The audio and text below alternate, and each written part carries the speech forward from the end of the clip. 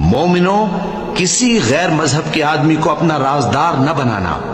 یہ لوگ تمہاری خرابی میں کسی طرح کی کوتاہی نہیں کرتے اور چاہتے ہیں کہ جس طرح ہو تمہیں تکلیف پہنچے۔ ان کی زبانوں سے تو دشمنی ظاہر ہو ہی چکی ہے، اور جو کینے ان کے سینوں میں مخفی ہیں وہ کہیں زیادہ ہیں۔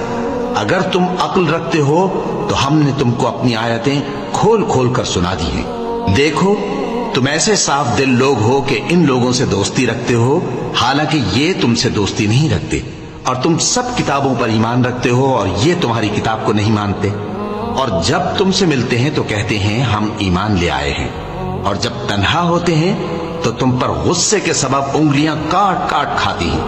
ان سے کہہ دو کہ اپنے غصے میں مر جاؤ، اللہ تمہارے دلوں کی باتوں سے خوب واقف ہے۔ اگر تمہیں آسودگی حاصل ہو تو ان کو بری لگتی ہے، اور اگر تمہیں رنج پہنچے